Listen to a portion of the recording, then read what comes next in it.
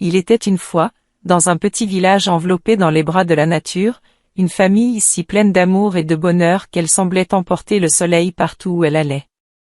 Tycho était le chef de famille, fort et gentil, qui travaillait sa ferme comme s'il peignait un chef-d'œuvre avec des récoltes. Son épouse Zara, une beauté à part entière, était connue dans tout le village, non seulement pour son apparence, mais aussi pour son esprit doux et ses paroles sages. Ensemble, ils ont eu la chance d'avoir une fille, Tina. Un miroir des meilleurs traits de ses deux parents. La maison bouillonnait toujours de rire et d'histoire, et Tina a grandi trempée d'amour. Elle était aussi brillante que le soleil du matin, toujours désireuse d'apprendre et prompte à donner un coup de main. Mais la vie a tendance à réserver des surprises, et toutes ne sont pas agréables. Une nuit, après une longue journée de travail, alors que Marie rentrait chez lui. Fatigué jusqu'aux os, le désastre survint. Un incendie violent et impitoyable a ravagé leur maison. Il a tout emporté sur son passage, ne laissant derrière lui que des cendres. Marie et Zara n'ont pas pu venir, mais Tina y est parvenue. Dans leurs derniers instants, ses parents l'ont protégée, veillant à ce qu'elle soit sauvée des flammes. Soudain, Tina se retrouva seule. Le monde qu'elle connaissait s'est transformé en poussière. Le village s'est réuni, pleurant et chuchotant de douces prières, essayant d'envelopper Tina dans une couverture de confort du mieux qu'il pouvait. Alors que la poussière retombait et que le soleil se levait pour un nouveau jour, la vie de Tina prit un nouveau tournant. Elle a emménagé avec sa tante Tanti dans un village voisin, entrant ainsi dans un nouveau chapitre rempli d'inconnus. Ce fut le début d'un voyage différent pour Tina. D'un endroit rempli d'amour à entrer dans demain avec son cœur lourd mais plein d'espoir. Son histoire ne faisait que commencer, telle une rivière traversant de nouvelles terres, prête à affronter tout ce qui l'attendait avec la force que ses parents lui avaient donnée. Dans un village pas très loin, Tina a commencé sa nouvelle vie avec tante Tanti. La maison de tante Tanti était différente, mais il y avait dans l'air l'espoir que peut-être, les choses pourraient être un peu comme avant. Tante Tanti n'avait pas d'enfant et elle pensait que la présence de Tina pourrait faire sourire les dieux et lui donner un enfant. Donc au début, Tanti traitait Tina comme si elle était quelque chose de précieux. Elle s'assurait que Tina avait de beaux vêtements à porter et de la nourriture délicieuse à manger. Elle a même dit à Tina d'y aller doucement. Et ne vous souciez pas des tâches ménagères. Elle voulait tout faire elle-même pour que Tina se sente chez elle. Mais au fur et à mesure que les jours se transformaient en semaines, les choses ont commencé à changer. Tout a commencé un après-midi lorsque les amis de Tanti sont venus lui rendre visite. Ils ne pouvaient pas s'empêcher de parler de la beauté de Tina en grandissant. Et ils ont chuchoté à Tanti des choses qui ont semé des graines d'inquiétude dans son cœur. Ils ont dit que si vous continuez à gâter cette fille, elle pourrait finir par vous enlever votre mari un jour. Ces mots restèrent gravés dans l'esprit de Tanti comme des épines. Et lentement, elle a commencé à voir Tina sous un jour différent. La jalousie et la peur ont pris racine dans le cœur de Tanti, la faisant agir froidement envers Tina. Elle a commencé à confier à Tina les tâches ménagères les plus difficiles, des tâches trop difficiles pour une fille de son âge. Et puis, par un après-midi très chaud, Tanti a fait quelque chose qui a choqué tout le monde. Elle envoya Tina chercher de l'eau au ruisseau, à une époque où c'était interdit. Dans leur village, il y avait une règle selon laquelle les filles ne devaient pas aller au ruisseau l'après-midi à cause de vieux contes qui racontaient que l'esprit de la rivière pouvait errer à la recherche de compagnie. Tina le savait bien et elle supplia Tanti les larmes aux yeux, lui rappelant les dangers et le soleil brûlant. Mais Tanti ne voulait pas écouter. Elle était ferme, menaçant même de punir Tina si elle n'y allait pas. Alors, le cœur lourd et un pot à la main, Tina partit vers le ruisseau, en pleurant tout le long du chemin. Mais le destin l'attendait. Sur son chemin, elle rencontra une vieille femme qui semblait n'attendre qu'elle. La vieille femme vit les larmes de Tina et lui demanda de partager ses ennuis. Tina étancha son cœur, racontant à la vieille femme sa tante et le voyage interdit au ruisseau. Émue par l'histoire de Tina, la vieille femme a décidé de l'aider. Elle a donné à Tina l'eau qu'elle avait récupérée pour elle-même, lui évitant ainsi d'avoir à enfreindre la règle du village et à affronter l'esprit de la rivière. À partir de ce jour, chaque fois que tante Tanti n'était pas là, Tina se faufilait pour voir la vieille femme. La cabane de la vieille femme est devenue un lieu d'évasion pour Tina. Là, elle a trouvé de la gentillesse et des histoires qui lui ont fait oublier ses chagrins, ne serait-ce que pour un petit moment. La vieille femme traitait Tina comme la petite fille qu'elle n'avait jamais eue, et dans la chaleur de sa compagnie, Tina retrouva une lueur du bonheur qu'elle pensait avoir perdu pour toujours. Après cette première rencontre sur le chemin, Tina et la vieille femme en nouaient un lien aussi inattendu que fort. Cette vieille femme, avec des rides qui racontaient des histoires de nombreuses années et des yeux pétillants de gentillesse, est devenue une lueur d'espoir pour Tina dans son monde d'ombre. Chaque fois qu'elle en avait l'occasion, Tina s'éclipsait pour rendre visite à la vieille femme qui vivait dans une petite cabane confortable qui semblait étreinte par les arbres qui l'entouraient. La vieille femme avait un nom qui dansait au gré de la brise, mais pour Tina, elle était simplement grand-mère. La cabane de grand-mère était pour Tina un lieu magique, rempli du parfum des herbes et de la chaleur d'un feu crépitant. Là, grand-mère partageait des histoires du bon vieux temps, des histoires de héros et d'héroïnes, de créatures qui parlaient et de montagnes qui bougeaient.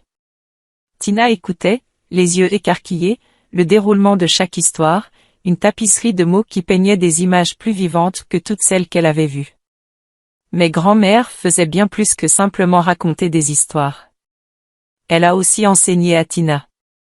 Elle lui montra comment identifier les herbes qui poussaient à l'état sauvage dans la forêt, lesquelles pouvaient guérir une blessure et lesquelles pouvaient apaiser une fièvre. Sous la douce direction de grand-mère, Tina a appris les secrets de la terre, le langage des plantes et des animaux. C'était un monde loin de la dureté de la maison de tante Tanti, un sanctuaire où l'esprit de Tina pouvait s'envoler librement. Cependant, la paix trouvée par Tina avec la vieille femme ne pouvait pas durer éternellement. De retour chez tante Tanti, les nuages d'orage se rassemblaient. Le cœur de Tanti était devenu froid envers Tina. Ses yeux étaient assombris de suspicion et de jalousie. Le fait que le mari de Tanti, sans le savoir, ajoutait de l'huile sur le feu en étant simplement gentil avec Tina n'a pas aidé. Il traitait Tina avec la douceur d'un oncle, mais à travers les yeux de Tanti, tordus par les murmures de son ami, même la gentillesse la plus innocente semblait être une conspiration. Puis vint le jour qui fit déborder le vase. Tanti était sortie passer l'après-midi avec ses amis, laissant Tina avec une montagne de tâches et un avertissement sévère de tout faire avant son retour. Tina travaillait dur, balayant, cuisinant et faisant la lessive, dans l'espoir de voler quelques instants pour rendre visite à grand-mère. Mais avant qu'elle puisse partir, le mari de Tanti est rentré plus tôt à la maison. Voyant Tina toute seule, il se rapprocha d'elle, s'assit avec elle, lui posant des questions sur sa journée et partageant des histoires pour la faire sourire. À ce moment précis, Tanti revint, accompagné de ses amis. Ce qu'ils ont vu était une scène innocente transformée en quelque chose de sinistre par leurs soupçons.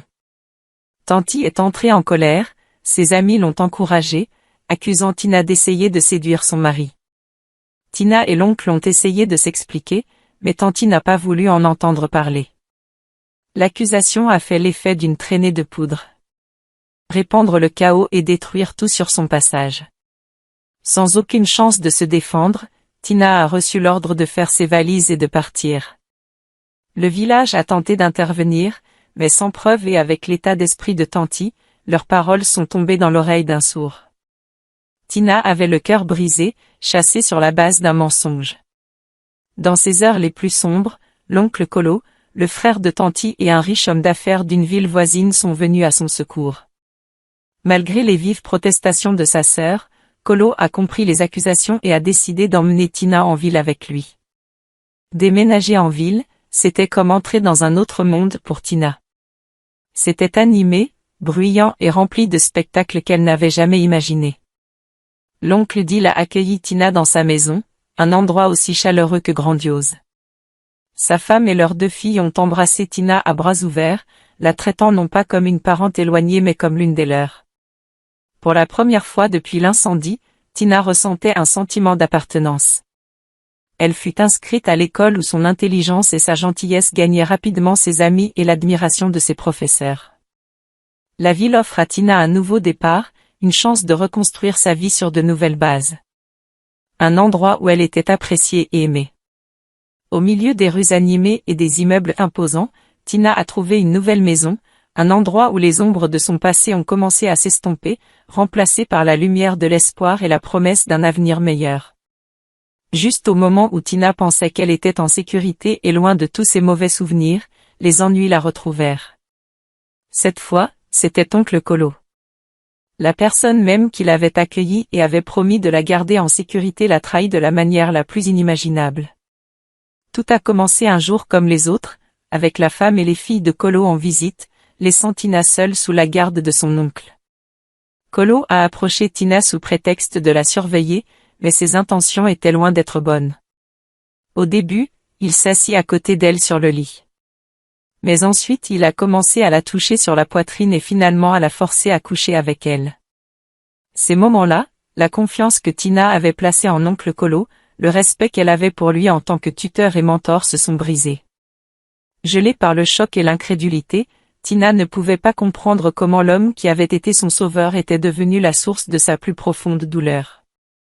Se sentant effrayée et confuse, Tina n'a raconté à personne ce qui s'était passé. Elle pensait que cela ne ferait qu'empirer les choses et éventuellement briser la famille qui avait été si gentille avec elle. Alors, elle restait silencieuse, portant seule sa douleur, qui devenait de plus en plus lourde de jour en jour. Oncle Dila n'arrêtait pas de lui faire du mal, la faisant se sentir piégée et impuissante. Les actions de Dila se sont poursuivies.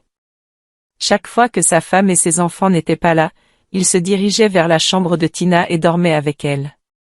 Il continuait à faire cela encore et encore sans aucun remords, tout en menaçant Tina de ne pas parler, sinon elle serait envoyée. Retour à Tanti au village. La maison qui ressemblait autrefois à un paradis serait devenue une prison. Les sourires de l'épouse et des filles de Deli, autrefois source de réconfort, semblaient désormais masquer la sombre réalité de son existence. Tina était prise dans une tempête d'émotions, son cœur cherchant une issue mais son esprit assombri par la peur de l'inconnu. Puis vint le jour où l'esprit de Tina, bien que battu, ne pouvait plus supporter les abus. Elle comprit que rester signifierait se perdre complètement, que le prix du silence était trop élevé. Avec un courage né du désespoir, Tina prit la décision de s'échapper. Puis un après-midi, alors que la maison était vide et que les rues animées de la ville offraient la possibilité de passer inaperçue. Tina est partie avec juste les vêtements qu'elle portait et une forte volonté de s'éloigner de toutes les ténèbres qui étaient revenues dans sa vie. Elle n'avait aucun plan, aucune destination, seulement un besoin ardent de fuir les ombres qui l'avaient à nouveau retrouvée. La ville, avec ses bâtiments imposants et ses foules infinies, offrait d'innombrables chemins, mais les pas de Tina étaient guidés par un simple désir de sécurité, d'un endroit où l'étreinte du chevalier ne faisait aucune terreur. En s'éloignant de la maison de l'oncle Dila, Tina se sentait un peu plus léger à chaque pas. Elle ne savait pas ce qui allait se passer ensuite, mais elle était prête à le découvrir et à prendre un nouveau départ. Son évasion a montré à quel point elle était courageuse et forte.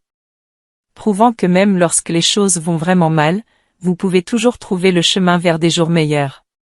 L'histoire de Tina n'était pas encore terminée. Cela commençait tout juste un nouveau chapitre. Elle était maintenant sur le chemin de la guérison et du bonheur, loin de toute souffrance et trahison. Les années passaient vite et il semblait que tout le monde oubliait Tina, une fille qui était si heureuse avec sa famille avant de traverser des moments difficiles. Mais la chance et la vie peuvent changer, et son histoire était encore loin d'être terminée. Au cours de ces années, l'absence de Tina est devenue un écho silencieux dans la vie de Tanti et de Dilek, un rappel d'actions et de choix qui ont conduit à des conséquences imprévues. Tanti, autrefois dynamique et pleine de vie, s'est retrouvée prise dans une spirale de malheur. La jalousie, qui avait obscurci son jugement et conduit au départ de Tina, s'était également infiltrée dans son mariage, le rongeant lentement jusqu'à ce qu'il ne reste plus que de l'amertume et des regrets alors qu'elle divorçait de son mari. Ses amis dont les murmures avaient attisé les flammes de sa jalousie s'éloignèrent, la laissant isolée dans sa misère. Et puis vint la perte de sa richesse, comme si les dieux eux-mêmes étaient mécontents. La faveur qu'elle avait espéré gagner en accueillant Tina semblait plutôt la maudire, sa vie n'étant plus que l'ombre d'elle-même. La chute de Colo n'a pas été moins dramatique. L'homme qui se tenait autrefois grand, pilier du succès et lueur d'espoir pour Tina, a vu son monde s'effondrer. Ses entreprises, autrefois florissantes, commencèrent à faiblir les unes après les autres, comme si le malheur l'avait marqué.